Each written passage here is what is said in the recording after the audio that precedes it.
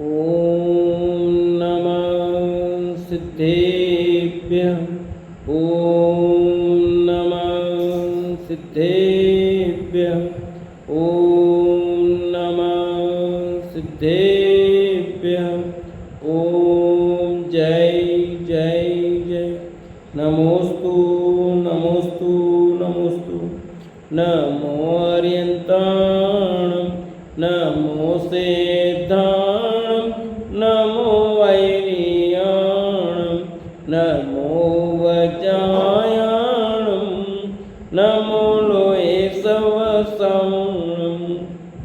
मंगलम भगवान वीरो मंगलम गौतमो गणी मंगलम कुंद कुंदारो जैन धर्मोस्तु मंगलम सर्वमंगलम मांगल्यम सर्वकल्याणकारकम प्रदानं सर्वधर्माणां जैनं जयतु शासनं जैनं जयतु शासनम्। जम जस जम्मि देशे जैन व्याणेन जम्मिकालम्मि नादं जिनेन नियदं जम्बं वामणं वा तमतस्तम्मि देशे तेन विहाणेन तम्मिकालम्मि कोशकदिवारेदुम् इंदुवा तजनिंदुवा। बोले जिनवाणी मात की जय हो, बोले श्रुति मात की जय हो। सलाका पुरुष ग्रंथ पंडित रतन जी भाई विरचित और अपना कथानक चल रहा है। ऋषभ देव के मोक्ष कल्याण का प्रसंग आ गया है। मोक्ष जाने में 14 दिन शेष थे और कैलाश पर्वत पर योग निरुद्ध प्रारंभ हो गया है। भरत जी ने सपने देखे हैं, अन्य ने भी सपने देखे, गृहपति ने सबने। उन सपनों के फल क्या हैं वो अब यहाँ कहते हैं। सपनों के फल में पुरोहित ने कहा, ठीक है, भगवान ने अपनी द्विविधनी का संकोच कर लिया है। उसी प्रातःकाल आनंद नामक दूत समाचार लाया कि प्रभु ऋषभ देव के मोक्ष गमन का समय निकट आ गया है। वे स्वरूपानंद में मग्न हैं, द्विविधनी बंद है। तुरंत ही समस्त परिवारजनों के साथ भरत चक्रवर्ती भगवान के समीप कैलाश पर्वत पर पहुँचे और 14 दिन की महामम नामक पूजा प्रारंभ की। किसने की? भरत जी ने। सबसे बड़ी पूजा कहलाती है, ठीक है। चक्रवर्ती द्वारा किया जाने वाला सबसे बड़ा विधान पूजन। विधान क्या? पूजन ही है।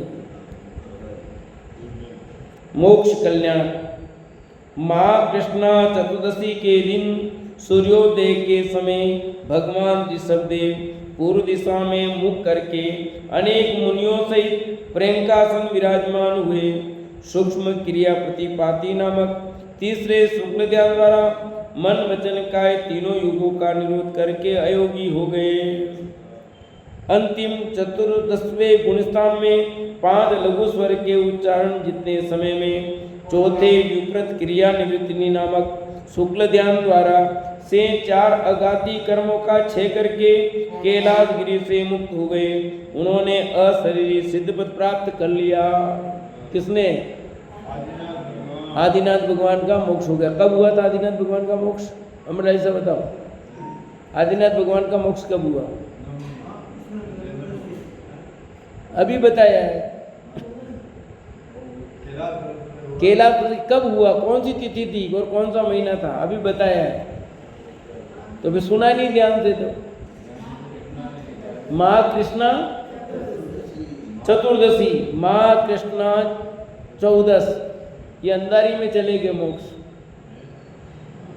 अच्छा काम किया इन्होंने। माँ कृष्णा 14 के दिन मोक्ष चले गए। ये अंधारी में कौन काम करे ऐसा है? ये अंधारी में गए हैं, नहीं जाना चाहिए ना। सूर्योदय के समय भगवान पूर्व दिशा में प्रियंका संग विराजमान हो गए और 13वें से 14वें गुण स्थान में आए और चौथे का काल कितना है? अ ई उ री री, बस 5 अक्षर का काल है। इन 5 अक्षरों का उच्चारण करो, इतने में मोक्ष। बस 14वें गुणस्थान का काल इतना सही है। 13वें का बहुत है, रह भी सकते हैं, कोई बहुत कम समय भी रह सकता है, कोई बहुत लंबे समय तक रह सकता है। सबसे लंबा काल किसका है बताओ? ये वो तो 1000 वर्ष ही रहे, ज्यादा कहाँ रहे? 1000 साल ही तो रहे, 1000 साल ही रहे ना, कि ज्यादा रहे? 1000 वर्ष तो मुनि अवस्था में रहे। 1000 वर्ष तो मुनि अवस्था में रहे थे केवल ज्ञान। और केवल ज्ञान से मोक्ष का समय कितना है? 1,84,00,000 पूर्व की आयु थी, 1,00,000 पूर्व में 1000 वर्ष कम कर लो, इतने समय तक केवल ज्ञान और मोक्ष के बीच में समय है। 1,00,000 पूर्व में 1000 वर्ष कम आया ख्याल में? अब कितने जीवों का लाभ हुआ होगा, कितनी द्विवेदनी खिरी। और भरत जी तो अंतर्मुहूर्त में सब काम कर लिया उन्होंने, सबका अलग अलग है।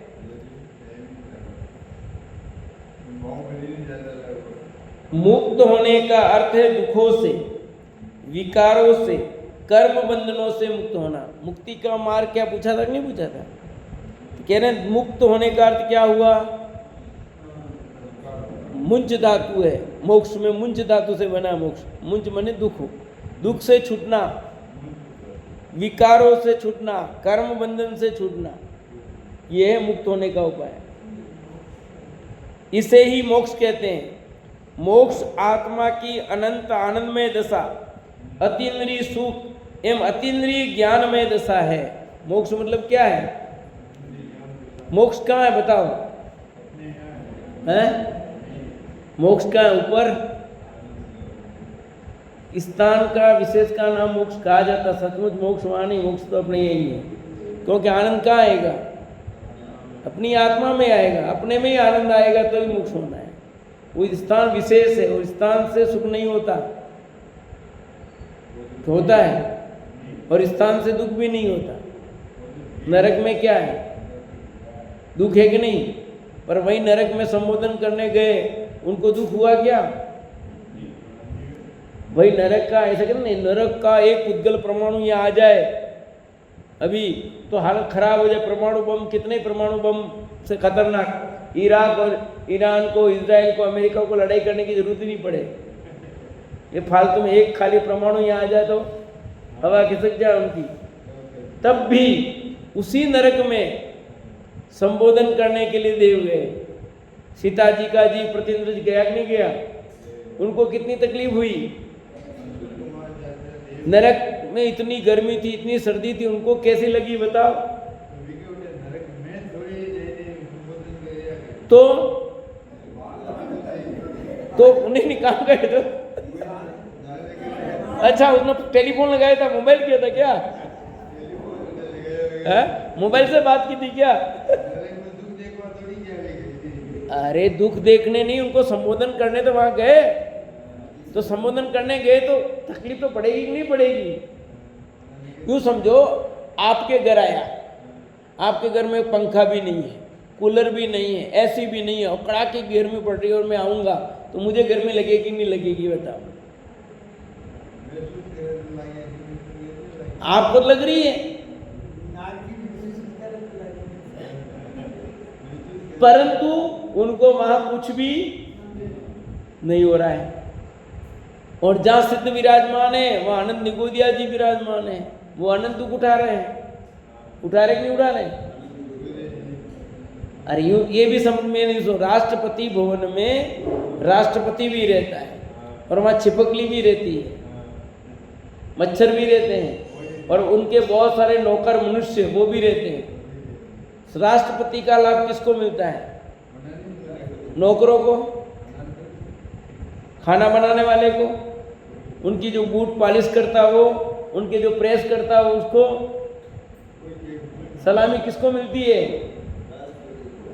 छिपकली और जो जानवर और भी है पशु पक्षी में बहुत सारे हैं, मोर आदि, उनको मिलता है क्या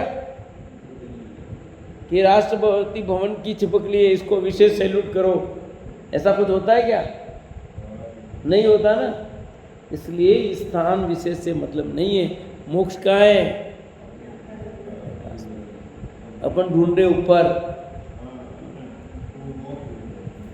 तो दुख से छूट जाए तो सुख हो गया यही है। वो मोक्ष तो बाद में होगा, पहला मोक्ष यहाँ होता है, फिर बाद में वो मोक्ष है। भव्य जीवों का यह मोक्ष ही अंतिम साध्य है। संपूर्ण धर्म आराधना इस मुक्ति की प्राप्ति हेतु ही होती है। क्या लिखा? संपूर्ण धर्म आराधना क्यों करते हैं? किसके लिए? मुक्ति कहो, सुख की प्राप्ति के लिए कहो, आत्मा को जानने के लिए कहो, अनुभूति के लिए कहो।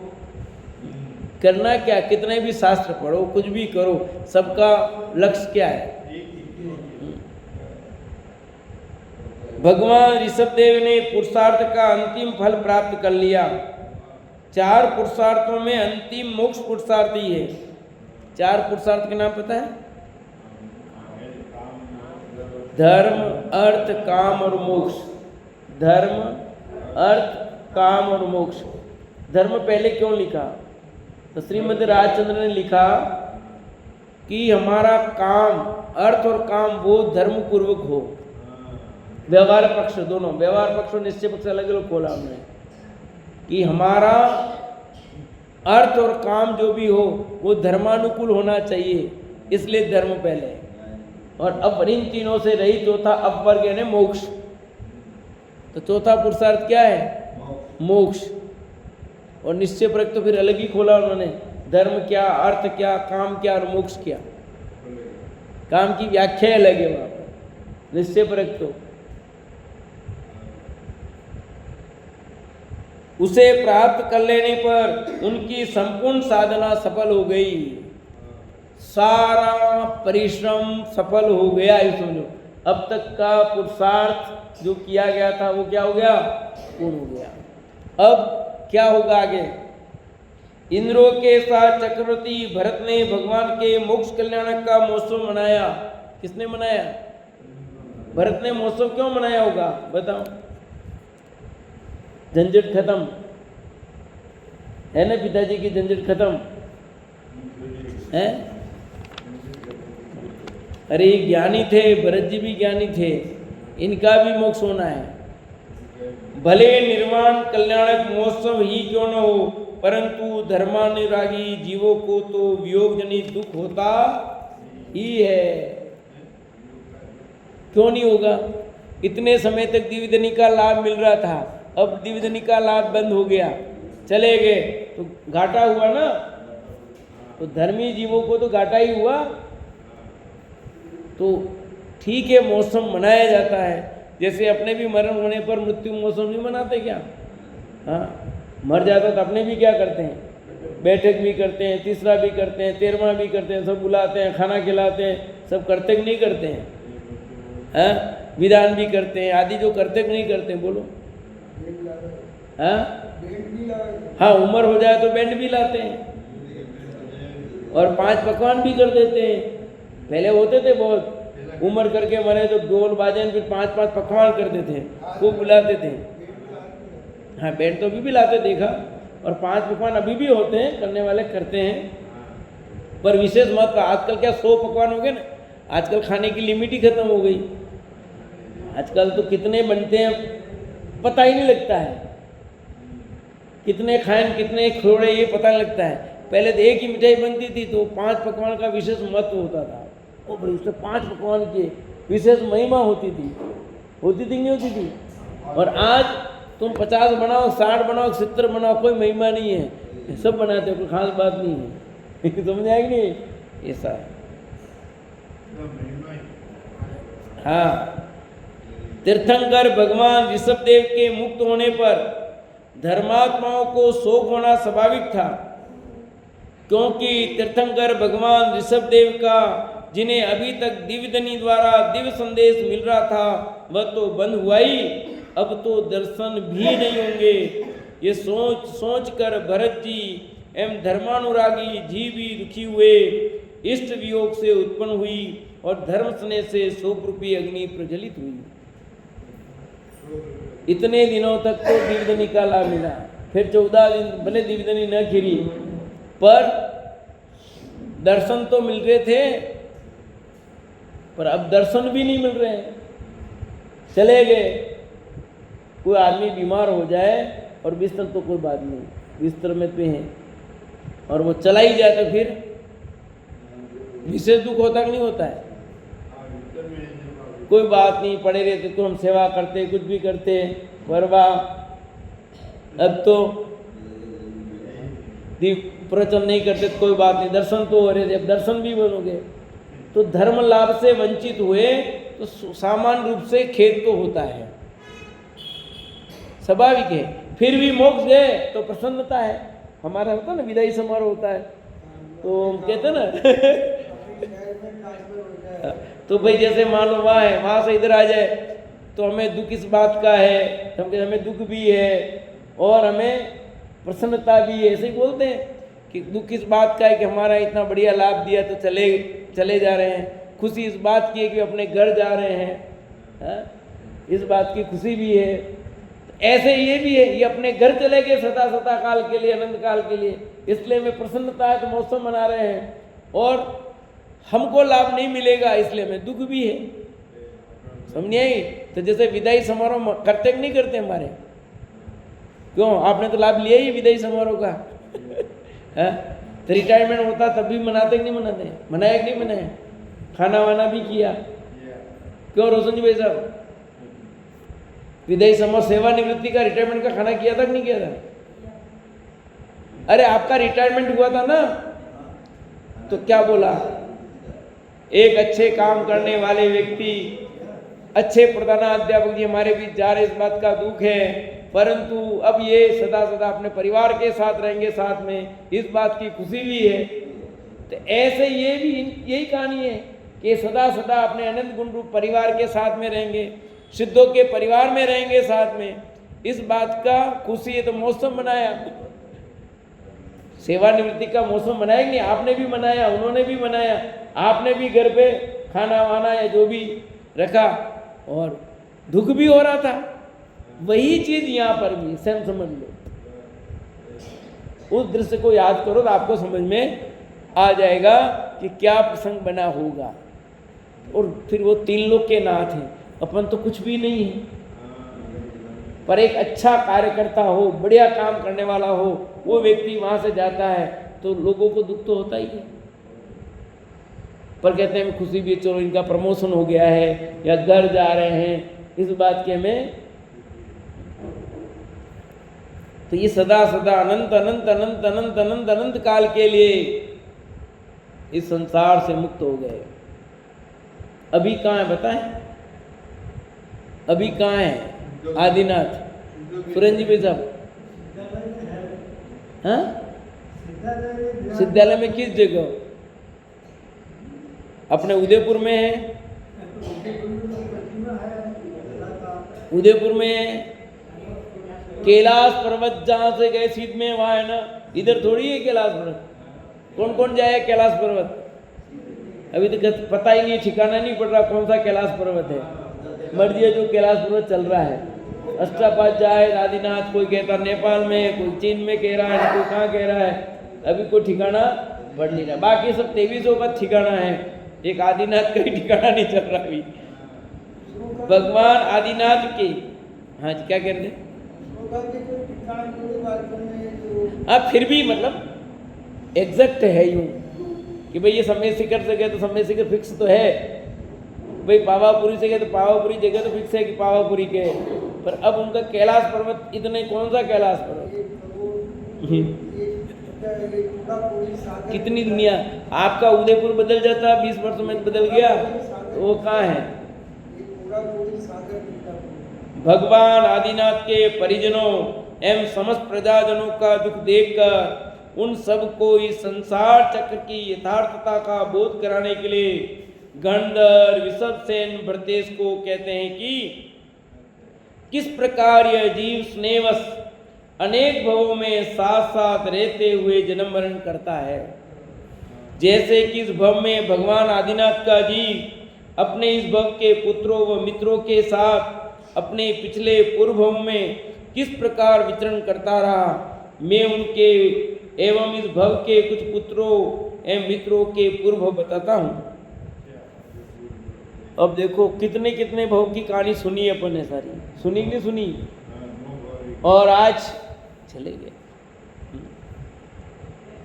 इस भव के भगवान आदिनाथ का जीव 10वें पूर्व भव में जय वर्मा था। क्या था? 10 भव पूर्व क्या थे वो? जय वर्मा। 9वें पूर्व भव में राजा महाबल। अब समरी चल रही, समझ लो पीछे सरोज भाभी। 10वां भव क्या था उनका? जय वर्मा। 9वां भव महाबल। 8वें पूर्व में ललितांग देव। पूरी कहानी सुनाई थी, याद है ललितांग देव की कहानी? क्या आई थी, कुछ याद है? क्या घटना घटी थी? हाँ। 7वें पूर्व में राजा वज्रजंग। राजा वज्रजंग क्या बने थे? मौत किससे हुई थी? श्रीमती जी का जीव और वज्रजंग धुआं से मृत्यु हुई थी कि नहीं? 6वें पूर्व में भोग भूमि में हारे हुए। 5वें पूर्व में श्रीधर देव। 4थे पूर्व में राजा सुविद। 3रे पूर्व में अच्युतेंद्र। 2रे पूर्व में चक्रवर्ती वज्रनाभि। देखो ये भी चक्रवर्ती बने पहले। पहले पूर्व में अमिंद्र हुए और वहां से आकर भगवान आदिनाथ हुए। ये पूरे उनके भवों की कहानी। ये तो 10 असंख्यात अनंत भव पहले हुए, ठीक है। ये तो जो भवों की कहानी आपको सुनाई उसकी बात कही है। तो इस भव के तुम कौन बता रहा? अब ये बात कौन बता रहा? अभी वृषभ सेन बता रहे हैं। किसको कह रहे हैं? भरत जी को। आपको नहीं कह रहे, ठीक है। आप मत सुनना कोई। किसको सुना रहे हैं? हाँ। इस भव के राजा श्रेयांश का जीव। इस भव के राजा श्रेयांश का जीव। कौन श्रेयांश राजा? आहार दिया था। किस दिन दिया था आहार? अक्षय तृतीया। कब होती है अक्षय तृतीया? कब आती है? बैसाख सुदी 3। राजा श्रेयांश का जीव 10वें पूर्व भव में धनश्री की स्त्री पर्याय में थी। 9वें पूर्व में निर्नामी का स्त्री थी। 8वें पूर्व में स्वयंप्रभा नाम की देवी थी। 7वें पूर्व में श्रीमती नाम की रानी थी। वज्रजंग और श्रीमती का जीव, ठीक है। 6वें पूर्व में भोगभूमि में आर्या थी। 5वें पूर्व में स्वयंप्रभ देव। स्त्री पर्याय का छेद हो गया, ये आ गए। 4थे पूर्व में केशव बने। 3रे पूर्व में प्रतिन्द्र हुए। 2रे पूर्व में धनदत्त हुए। पहले पूर्व में अमिंद्र हुए और वहां से आकर यहाँ राजा श्रेयांश होकर गणधर हुआ। राजा श्रेयांश भी गणधर हुए। ये तो जानते हो उन्होंने पहले आहार दान दिया, पर एक गणधर हुए, ये कितने को खबर? इन्हीं के गणधर। हाँ, इन्हीं के गणधर, और किसके थोड़ी। अभी तो आप पहले तीर्थंकर यही है, दूसरे कोई हुआ कहाँ? अभी तो इन्हीं के गणधर हुए और इन्हीं ने आहार दान दिया पहला।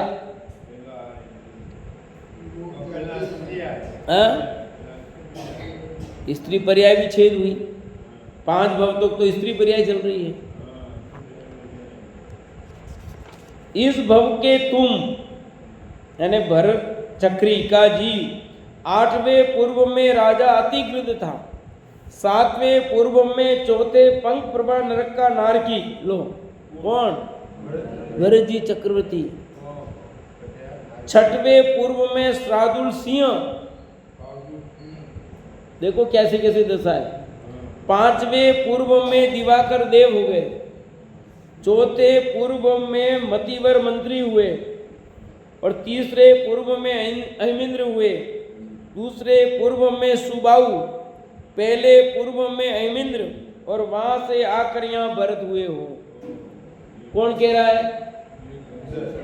वृषभसेन। किसको बता रहे हैं विमल जी? भरत जी को। ठीक है, अपने को नहीं कह रहे हैं। ये क्यों बता रहे हैं उनको? उनको नहीं बता रहे हैं, अपने को बता रहे हैं। अपने को इसलिए बता रहे हैं कि देखो कैसी कैसी जीव ने दशा भोगी, और तेरी भी तू दशा का विचार कर, तेरे भी मोक्ष हो सकता है। ये जीव भी पूर्व में इस प्रकार पर्याय को भोगा और अपनी इन पर्यायों को छेद करके उन्होंने मुक्ति प्राप्त की, तो मेरे में भी मुक्ति प्राप्त करने की सामर्थ्य है। उनको कहाँ नरक में रहे, कहाँ सिंह बने, और फिर भी मोक्ष जा रहे। तो हम भी मोक्ष प्राप्त कर सकते हैं कि नहीं? इतना उत्कृष्ट भव मिल गया ना, इसकी कीमत आनी चाहिए अपने को, पर अपने को कीमत नहीं आती है, गरज लगी नहीं है।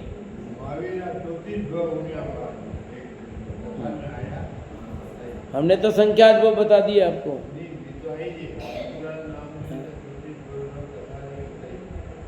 क्यों?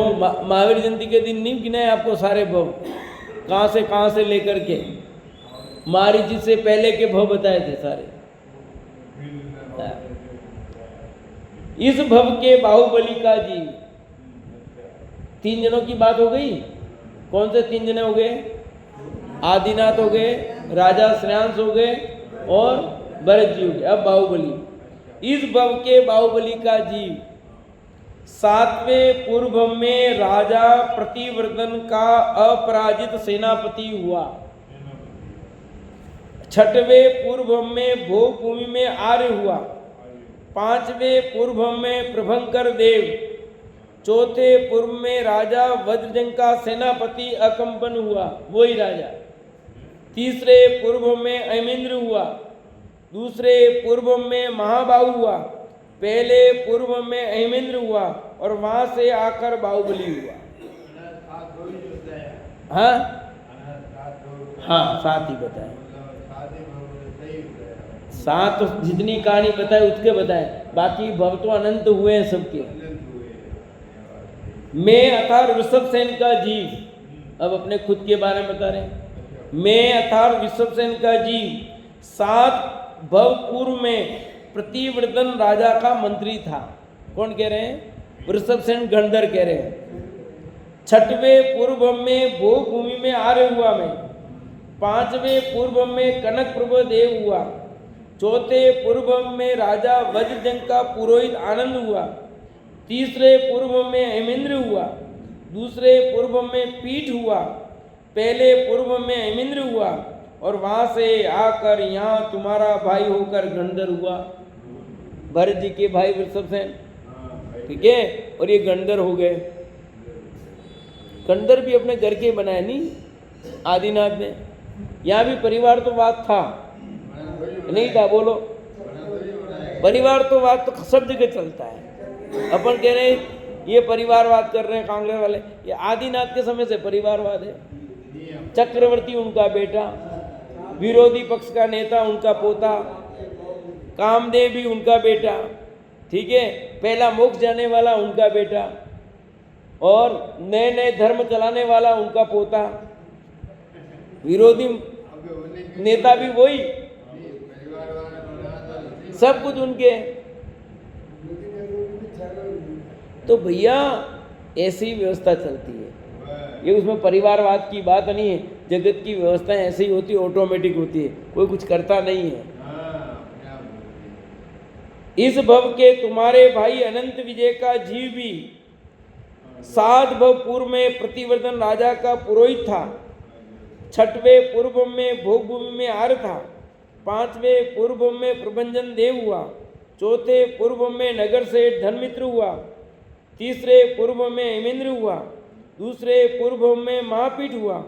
पहले पूर्व में अहिमिंद्र हुआ और वहां से आकर तुम्हारा भाई अनंत विजय गणधर हुआ। कितने गणधर हो गए? इस भव के तुम्हारे छोटे भाई महासेन का जी। ये तुम्हारे छोटे भाई क्यों रहे, मेरा छोटा भाई क्यों नहीं कह रहे हैं?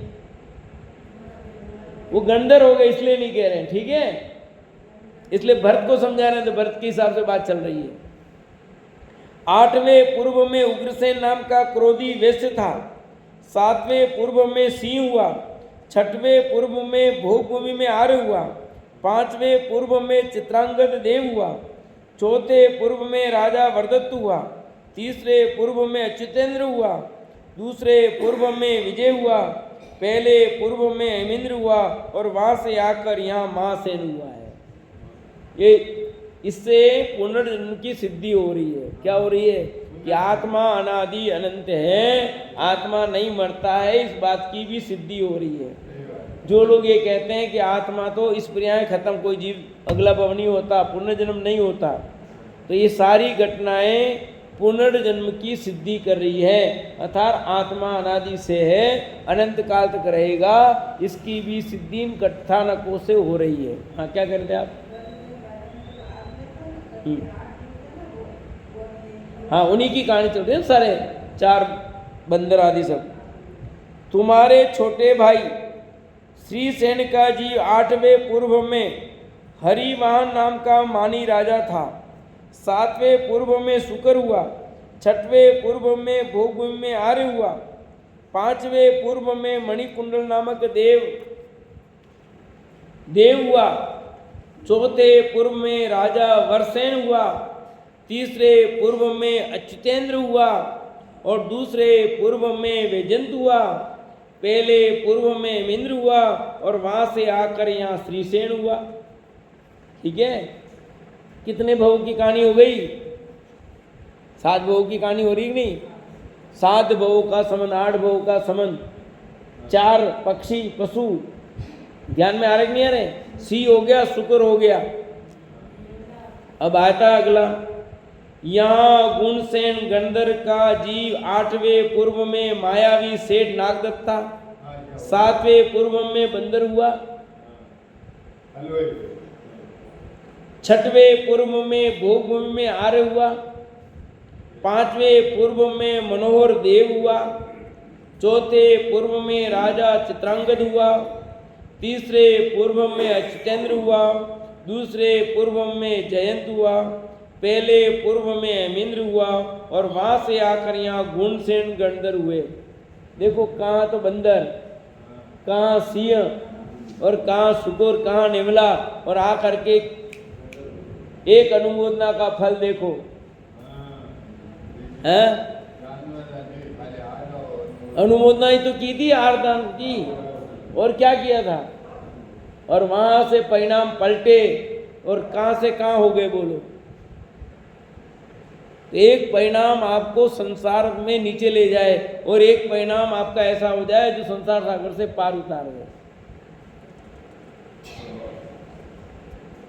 अब जयसेन के भी भव सुन लो सब। अब से 8वें पूर्व में लुलुप नाम का लोभी हलवाई था। आगे हलवाई आपका। 7वें पूर्व में निवला हुआ, ये सब अलग अलग ने, बंदर था, एक सेठ था, एक हलवाई था, तो ये हलवाई तो निवला हुआ था। 6वें पूर्व में भोगभूमि में आर्य हुआ। 5वें पूर्व में मनोहर देव हुआ। 4थे पूर्व में राजा प्रसन्न दमन हुआ। 3रे पूर्व में अच्युतेंद्र हुआ। 2रे पूर्व में अपराजित हुआ। पहले पूर्व में हेमेंद्र हुआ और वहां से आकर यहाँ जयसेन हुआ है। इस प्रकार प्रभु आदिनाथ जब 7वें पूर्व में राजा वज्रदंग थे, तब उस समय जो उनकी रानी श्रीमती थी, इस समय श्रेयांश है, उनका मंत्री मतिवर, जो अब तुम भरत हो, मंत्री था अभी भरत, सेनापति अपराजित इस समय बाहुबली है, पुरोहित आनंद इस समय में वृषभसेन हूँ मैं, नगर से धनमित्र इस समय आनंद विजय है, राजा वज्रजंग के द्वारा आहारदान की अनुमोदना करने वाले सिंह का जीव इस समय महासेन है, शुकुर का जीव श्रीसेन है, बंदर का जीव इस समय गंधर गुणसेन है, नेवला का जीव इस समय जैसे ने, ये सभी जीव इस भव में सिद्धत्व प्राप्त करेंगे। ये 7 भव तक साथ साथ चल रहे हैं। 7 भव की प्रीत लगी, ये 10 जने बराबर बराबर साथ चल रहे हैं। अब कहते कौन से भव का बदला निकाल रहा है, तो कौन कौन से भव में कहाँ पैदा हुए, कहाँ बदला निकाला, हुआ है कि नहीं हुआ, बोलो। हाँ, कोई पति बन करके, कोई पत्नी बन करके, कोई पिता बन करके, कोई माता बन करके, कोई भाई बन करके। और उस औरत ने मार दिया ना पति को, और कैसे मारा बोलो। तो पूर्व में ऐसा ही हुआ होगा, तब ऐसे नहीं मारा कोई। समझ आया कि नहीं है? कौन कैसे मार देता है? पति मार देते हैं पत्नी को। अभी आज पढ़ रहा था, एक टुकड़े कर करके सूटकेस में भर दिए, पर में उसमें चिपका दिया पूरा, उसको टुकड़े करके छोटे छोटे पूरे सूटकेस में भर दिए पति के पूरे। आप सोचो कितनी निर्दयता आ गई है। उस जीव ने भी, जिसको मारा, उस जीव ने उसके साथ कैसा व्यवहार किया, कहां से कहां बदला लिया जाता पता नहीं है? विचार करो इस परिणामों का फल। किसी का अपन कहते हैं कहानी, वो सब देखो घटनाक्रम जो होता है वो सही है, पर अब हम वस्तु स्वरूप की तरफ से विचार करें तो किस जीव ने कैसे कैसे क्या किए होंगे। पहलगाम में उतने लोगों को मार दिया, ऐसे नहीं मारा है उनको। फिर इधर से वापस हमला किया तो वो मरे, तो वो ऐसे नहीं मरे हैं। प्लेन से मरे एक साथ इतने लोग, ठीक है, एक बच गया। अभी किसने बचा, कैसे बच गया? इसने तो नहीं मारा सबको, खोज हो रही है। कितने विचार हो रहे, कितने बिंदु से एंगल से चिंता की जा रही, ये कैसे बच गया और ये चल के कैसे आ गया। जैन दर्शन कहता है कि बच सकता है, जिसकी आयु शेष होगी उसको कौन मार सके हैं? जिसकी आयु थी वो प्लेन में नहीं बैठे, गए नहीं, रुक गए, कोई भी निमित्त बना। होता कि नहीं होता है? अपने सामने घटना घटती, 2-2 मिनट पहले क्या क्या घटना घटी है? हम देख रहे, हमारे पहले गाड़ी निकली, वो गिर गया पेड़ और गिर गया ना, वो मर गया ना, हम जस्ट पीछे थे। अभी जिनेंद्र बता रहा था कि हम भी यात्रा गए थे और वो गिरा, हम 200 मीटर दूरी पे थे ना, जस्ट हो गया। तो अब उनकी आयु पूरी होनी हो, अपनी आयु से कौन क्या बचावे घटना। तो ये सब घटनाएं जो बताती है वो चिंतन करो तो अपने को वैराग्य हो सकता है। इस प्रकार गंधर्व वृषभसेन से भगवान आदिनाथ अपने एवं भगवान के साथ कई भवों के साथ रहे। जीवों के भव सुनकर भरतेश और सभी प्रजाजन समता को प्राप्त हुए और अयोध्या लौट गए। संसारी जीवों की यही अनादि परंपरा की रीति है। इसलिए आचार्यों द्वारा 12 भावनाओं के स्वरूप का कथन कराकर इस राग को तोड़ने का उपदेश दिया जाता है। राग तो अपना काम करता ही है ना, वो करे भी रहता नहीं। इसलिए वैराग के 12 भावना, इसलिए कहीं भी मरण मौत होता है तो प्रथम 12 भावनाओं पे ही करता हूँ मैं। क्यों करते हैं? इसलिए कि उसको समझ करके मोह थोड़ा कम हो और अपने अंदर जो आकुल व्याकुलता वो कम हो जाए। यह जीव जहाँ जाता है वहीं के परिजनों से रागात्मक संबंध हो जाते हैं।